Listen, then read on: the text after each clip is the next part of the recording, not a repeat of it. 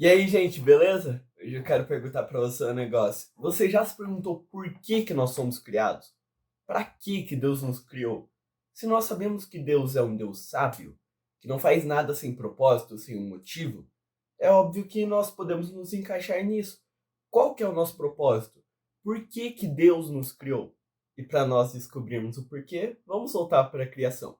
Gênesis 1, 26, 27. E Deus disse: façamos o ser humano à nossa imagem, conforme a nossa semelhança.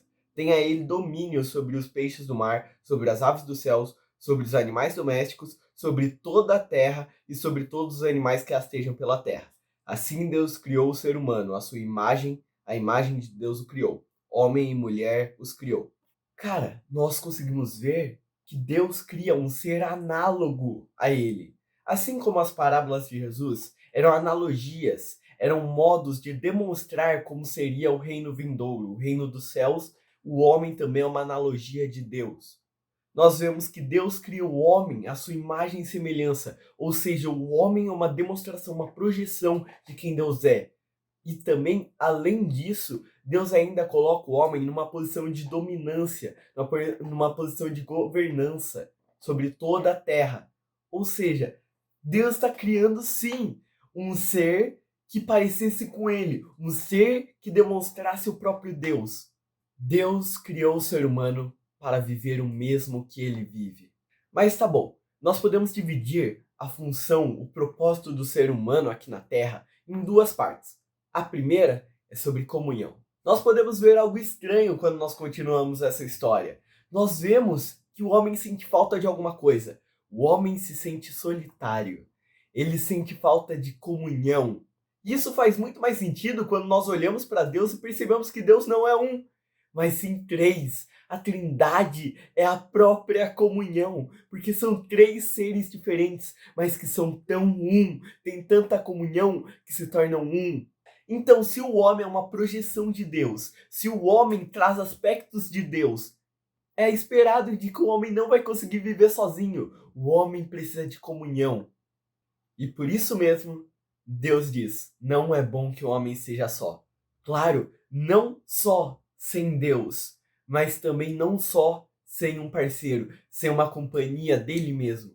Mas nós vemos que essa comunhão tem um propósito muito importante para o homem em seu relacionamento com Deus. Se nós voltarmos a esses versículos que a gente leu, nós vamos perceber algo estranho. Vamos lá, versículo 26. Façamos o ser humano à nossa imagem, conforme a nossa semelhança. Versículo 27. Assim Deus criou o ser humano à sua imagem. A imagem de Deus o criou. Homem e mulher os criou. Perceberam? Deus tinha a vontade do homem ser semelhante a ele. Mas Deus não criou o homem com semelhança. Ele criou o homem à sua imagem, mas não à sua semelhança. E nós podemos perceber isso quando nós fazemos uma pergunta simples. Alguém semelhante a Deus peca? Alguém semelhante a Deus é desobediente? Não faz sentido. Porque Deus não queria o homem já com semelhança. Ele queria formar semelhança no homem, a partir da comunhão. Nós vemos que Deus sempre descia ao jardim. Ele sempre descia de sua glória para nada mais do que estar com o homem. Tá, mas o que isso tem a ver com semelhança, com criar semelhança? Isso Paulo explica de uma maneira perfeita. Em 2 Coríntios, capítulo 3, versículo 18, diz o seguinte: e todos nós, com o rosto descoberto, contemplando a glória do Senhor, somos transformados de glória em glória na sua própria imagem, como pelo Senhor, que é o Espírito. Ou seja, Deus quer que o homem viva o mesmo que ele, ou seja, ele forma o seu caráter no homem a partir do quanto mais nós vamos contemplando a Deus, quanto mais nós vamos estando com ele, mais o seu caráter, mais o seu ser, mais o seu espírito é formado em nós. E se nós formos ver onde o homem caiu, onde o homem pecou, nós vemos que a serpente estava oferecendo exatamente a mesma coisa que Deus, ser semelhante a ele. A única diferença eram os meios, porque Deus estava oferecendo um caminho que talvez levaria uma vida inteira de Adão. Claro, um caminho bom, mas a serpente estava oferecendo um método, um meio, um resultado mais rápido. simplesmente comer da maçã.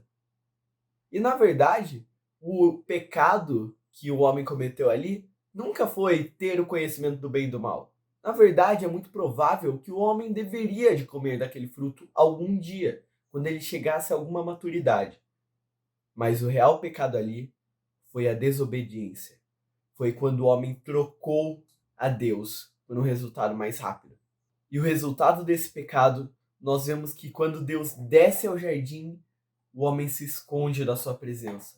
E se Deus é o contrário do pecado, se o pecado é distanciamento, Deus é comunhão.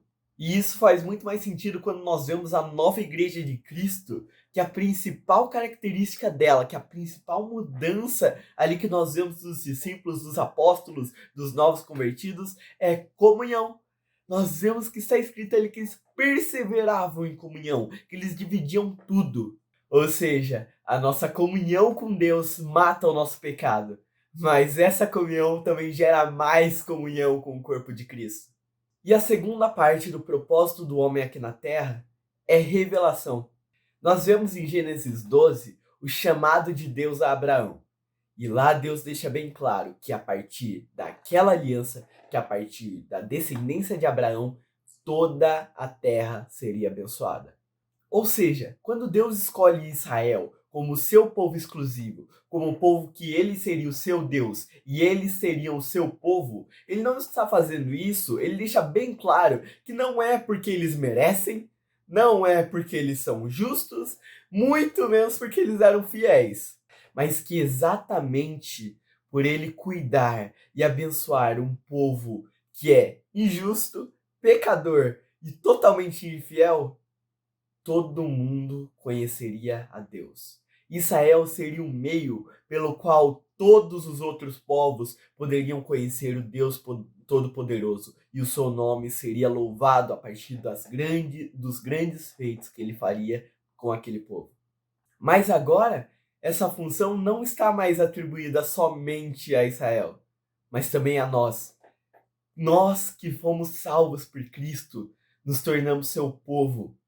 E como seu povo, nós representamos a Deus.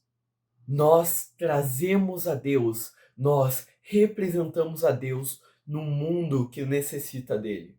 E Paulo deixa bem claro qual é a função da igreja aqui na Terra, em Efésios 3:10. Ele diz: isso para que agora, pela igreja, a multiforme sabedoria de Deus se torne conhecida dos principados e das potestades nas regiões celestiais.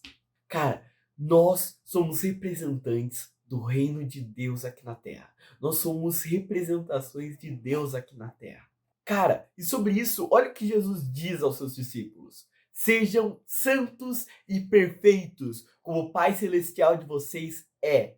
E além disso, se a sua justiça não for superior aos dos mestres da lei e os fariseus, vocês não entrarão no reino dos céus. Porque, cara, não faz sentido nós dizermos que nós vimos e dizemos seguir um Deus santo e estivermos no pecado. Não faz sentido nós dizermos que nós vimos e dizemos seguir um Deus justo e praticarmos a injustiça. Porque muito mais que isso, nós não deveríamos só buscar santidade, só buscar a justiça, mas nós deveríamos sermos exemplares nisso. Cara, o nosso Deus é santo. O mínimo que nós devemos ser é sermos uma figura de santidade.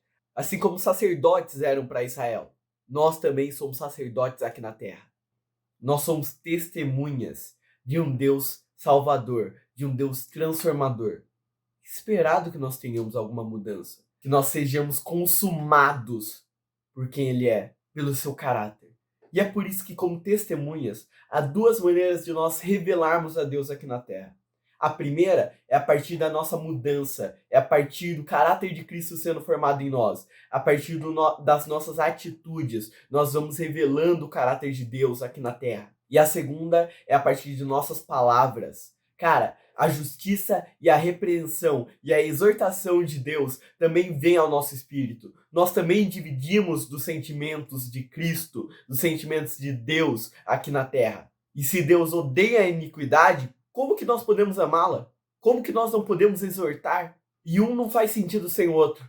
Porque se eu Eu posso pregar à vontade, eu posso falar à vontade, eu posso exortar à vontade. Mas se eu não pratico aquilo que eu falo, ou pior ainda, pratico aquilo que eu exorto, o que isso muda de mim para um hipócrita? E se eu tenho uma mudança real do caráter de Cristo, se o caráter de Cristo vai sendo formado em mim, se eu vou buscando mais a Deus e vou conhecendo mais o Evangelho, mas não prego, mas não mostro para aqueles que eu sei que precisa, sabendo que o Evangelho são boas novas, sabendo que o Evangelho pode salvar aquela pessoa, sabendo quão bom ele é, e ainda não falar, é porque pode me faltar duas coisas. A primeira é a real compreensão do Evangelho. Porque se eu ainda não entendi o quão bom são essas novas, eu ainda não entendi o quanto que é necessário que eu saia pregando, que eu saia mostrando o Evangelho. Porque os próprios discípulos que conheceram o Evangelho disseram: não podemos deixar de falar daquilo que nós vimos e ouvimos, ao ponto de morrer pelo Evangelho. E a segunda, claro, é um amor, uma empatia por aqueles que necessitam de Deus, por aqueles que ainda não o conheceram. Porque se nós, sabendo o que significa o Evangelho, não pregamos, só pode ser porque ainda nos falta amor para aquela pessoa. E ainda está escrito que aquele a quem não ama o seu irmão continua nas trevas. Cara, tudo o que nós fazemos aqui é para duas coisas: conhecer e revelar a Deus. Quanto mais eu conheço, quanto mais eu sou satisfeito nele, quanto mais eu habito com ele, mais o seu caráter é formado em mim. E tendo o mesmo amor que Cristo teve pela sua igreja, eu começo a reconhecer o quanto que é necessário que eu mostre esse Deus, que eu diga: venha e veja. Assim como testemunhas, eu começo a testemunhar, eu começo a contar aquilo que eu vivi, eu começo a contar aquilo que eu conheci sobre Deus a todos aqueles que precisam. E é isso, gente. Eu espero que vocês tenham gostado do vídeo. Se você gostou, não esquece de deixar seu like, de se inscrever aqui no canal. Espero te ver aqui mais uma outra vez. E é isso, gente. Falou!